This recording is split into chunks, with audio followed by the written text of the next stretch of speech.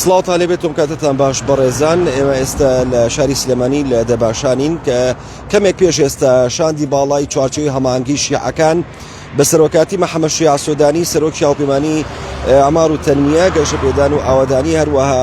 ئەمینداری گشتی ڕێکخراوی بەدر هادی عامری و هەروەها محسین مەدەلایی گەشتنە دەباشان لێرە لەلایەن شاندی باڵای یەکێتی نیشتیمانی کوردستانەوە پێشوازیان لێکرا شاندە باڵاکەی چوارچێوی هەماهەنگی دوای سەردانەکان بۆ شاری هەولێر و کۆبوونەوەیان لەگەڵ پارتی دیموکراتی کوردستان لە ئێستادا لە گفتوگۆ دانوستانان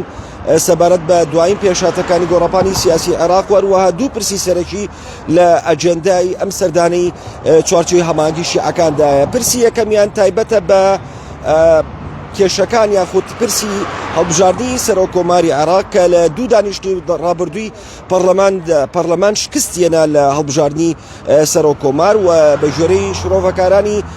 یاخود پسپۆرانی یاسایی و دەستوری لە ئێستادا ماوەی نزیکەی 4 ڕۆژە عێراق لە بۆشایی دەستوریدا بۆی ئەمڕۆ چوارچێوی هەماهەنگی شیعەکان هاتوون لەگەڵ لایەنە کوردستانیەکان سەرەتا لەگەڵ پارتی دیموکراتی کوردستان وەکو یەکەم هێزی سیاسی کوردستان و یەکێتی نیشتیمانی کوردستان وەکو دووەم هێزی سیاسی کوردستان لە کۆبوونەوەدان بۆ چارەسەرکردنی پرسی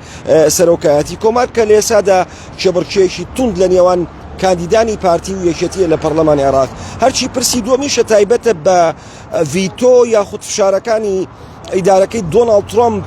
لە دژی نووری مالیکی سەرۆکی هاوپەیمانی دەوڵەتی یاسا کە لەلایەن چوارچێوی هەماهەنگی شیعەکانەوە کاندید کراوە خۆت بربژێر کراوە بۆ پۆستی سەرۆکوەزیرانی داهاتووی عێراق. دیارە بەپی دەستوری عێراقیش دەبێت دوای هەڵبژاردننی سەرۆکایەتی دەستەی سەرۆکایەتی پەرلەمان لە پاش مانگێک سەرۆکۆمار هەڵبژێردرێت. دوای هەڵبژاردننی سەرۆکۆماریش پرۆسەی کاندید یاخود ڕاستپاردننی کاندیدێک بۆ پێشێنانی کابینەی حکوومەتی عێراق دەست پێکات. دیارە لە ماوەی چەند ڕۆژی ڕابردووە چەند پامێکی تون لەلایەن ئەمریکاوە ئاراستەی هێز و لایەنە سیاسیەکانی عێراق بە دیاریکراویش چوارچێوی هەماهەنگی شیعەکان کراوە لە دوای ئەوەی کە نووری مالیکیان کاندید کرد. دیارە دۆناڵد ترۆمپ هێرشی توندی کردە سەر نووری مالیکی و بە کەسایەتێکی نەشیاوی زانی بۆ پۆستی سەرۆکایەتی کۆماری عێراق و ئاماژەی بۆ کرد کە لە سەردەمی کابینەکانی نووری مالیکیدا چەندین جەنگ بووە یاخود چەندین پشەوی لە عێراقدا دروست بووە. بەڵام بە دوای پەیامەکەی دۆناڵد ترۆمپ جارێکی کە چوارچێوی هەماهەنگی شیعەکان دوو شەو پێش ئێستا کۆبوونەوەی خۆیان کرد لە دوای کۆبوونەوەکەش جارێکی کە جەختیان کردەوە و سووربوونی خۆیان دووپات کردەوە لەسەر کاندیدبوونی نووری مالیکی بۆ پۆستی سەرۆکوەزیرانی عێراق. بە گوێرەی هەندێک لەو زانیارانی کە لە میدیا عێراقیەکاندا بڵاو کراونەوە ئاماژەیان پێکراوە ئەم شاندەی چوارچێوی هەماهەنگی شیعەکان لە پەڕایۆزی گفتوگۆ دانووسانەکانیان لەگەڵ هەر یەک لە پارتی دیموکراتی کوردستان لە شاری هەولێر و هەروەها یەکێتی نیشتیمانی کوردستان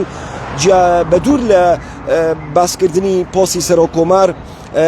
بە شێوەیەک لە شێوەکان هەوڵێن کۆدەنگێکی سیاسی نیشتیمانی لە عێراقدا گەڵاڵە بکەن بۆ بە شێوەیەک لە شێوەکان بۆ بەرگریکردن لە کاندیدبوونی نووری مالیکی و هەروەها لە ئێستادا کەناڵە دیبلۆماسیەکانی حکوومەتی عێراق کەوتوونە نەکتەکار لەگەڵ ئیدارەی ئەمریکا بۆ ئەوەی بە شێوەیەک لە شێوەکان ڕەزامەندی ئەمریکا وەربگرن بۆ کاندیدبوونی نووری مالیکی بۆ پۆستی سەرۆکوەزیرانی عێراق. جێی ئاماژەیە کە چەند ڕۆژێک پێش ئێستا جواش هاریس هەڵسوڕێنەری کاروبارەکانی ئەمریکا لە عێراق ڕوبەڕوو چاوی بە نووری مالیکی کەوتووە کۆبوونەوەی لەگەڵدا کردووە و ڕوبەڕوو پێیوتووە کە ئیدارەی دۆناڵد ترۆمپ کاندیدبوونی تۆ بۆ پۆستی سەرۆکوەزیرانی عێراق بە شیاو نازانێ و بە هەموو شێوەیەکیش ڕەتی دەکاتەوە. بە دوای پەیامە توندەکانی ئەمریکا بۆ بەرپرسانی باڵای یاخود هێز و لایەنە سەرەکیەکانی چوارچێوی هەماهەنگی شیعەکان بە ژێرەی هەندێک زانیاری کە لە میدیا عێراقیەکاندا بڵاو کراونەتەوە لە ئێستادا جۆرێک لە با بڵین ئینقیسام دابەشبوون هەیە لە نێوان هێز و لایەنە شیعەکاندا. هەر یەک لە عەمار حەکیم سەرۆکی ڕەوتی نیشتیمانی حکمەی نیشتیمانی عێراقی و هەروە قەیس خەزعەلی ئەمینداری گشتی ئاسایبی ئەهلی حەق بە شێوەیەک لە شێوەکان ڤیتۆیان هەیە لەسەر کەسایەتی نووری مالیکی بۆ پۆستی سەرۆکوەزیرانی عێراق. هەروەها دەنگۆی ئەوەشەیە کە حەیدەر العەبادی سەرۆکی هاوپەیمانی نەسر بە دوای پەیامەکانی ئەمریکا بە شێوەیەک لە شێوەکان هۆشداری داوەتە چوارچێوی هەماهەنگی شیعەکان لە دوایین کۆبوونەوەیاندا کە پێی ڕاگەاندون ئێمە ناتوانین لەم قۆناغەدا ململانێ بکەین لەگەڵ ئەمریکادا و ئابێت بەرژەوەندە باڵەکانی عێراق لە بەرچاو بگرین بە تایبەت کە لە ئێسادا دۆخی ناوچەکە لەو پڕیەسیاریدایە و ئەگەری هێرشکردنە سەر ئێران ئەگەرێکی کراوە هاوکات لەگەڵ بەردەوامی هەوڵات دیبلۆماسیەکانی ئەمریکا و ئێران بۆ بەردەوامی گفتوگۆ دانووسانەکان بە ژێرەی زانەرەکانی ماڵپەڕی ئاکسیۆسی ئەمریکی بڕیارە لە چەند ڕۆژی داهاتوودا ستیڤ ویتکۆف نێردەی سەرۆکی ئەمریکا بگاتە ئەنقەرە و هەروەها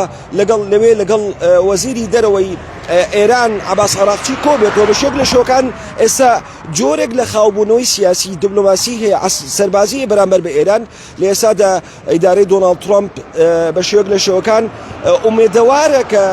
بە ڕێگەچارەی دیبلۆماسی چارەسەری هەردوو پرسی سەرەکی ئێران بکرێت ئەویش پرسی چەکی ئەتۆمی یاخود بەرنامەی ئەتۆمی هەروەها موشەکەکانی ئێران بەتایبەتی بەرنامەی موشەکی بالیستیکە ئەوترێت مەترسی لەسەر ئاسایشی ئیسرائیل دروستەکە کۆی ئەم دۆسیانە بە شێوێک لە شێوەکان پەیوەندیان بە عێراقەوە هەیە و بەشێک لە گروپە چەکدارە شیعەکان چەند جارێک ئاماژیان بۆ کردووە پاڵپشتی خۆیان دووپات کردوێتەوە بۆ ئێران ئەگەر ڕوبەڕووی هێرشی ئەمریکا بێتەوە ئەم بێگومان پاڵپشتی لە ئێران دەکەن و هێرش دەکەنە سەر هێزە سەربازەکان یاخود بەرژەوەندەکانی ئەمریکا لە تەواوی ناوچەکەدا ئەم دۆسیانە دۆسی ئەسیارن و سەرجەم دۆسیانە بە شێوک لە شێوەکان بەسراونەتەوە بە دۆخی ئێستای عێراقەوە ئەوترێت کوردیش ڕەنگە بەشێکی عاملێکی ئەساسەرێکی بێت بۆ ئەوەی کە ڕۆڵێکی باش بگێڕن لەم دۆخە هەستیارەی کە ناوچەی ڕۆژهەڵاتی ناوەڕاست پێیداتی ئەپەڕێت بۆ کەمکردنەوەی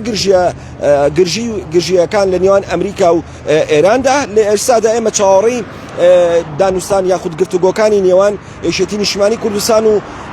چوارچێوەی هەماهنگی شیعەکانین کە کەمێک پێش ئێستا دەستی پێ کردووە چاوەڕێن لەگەڵتان بەردەوامە بین لە ڕووماڵکردنی دوای زانەرەکان سەبارەت بە هەردوو پرسی سەرەکی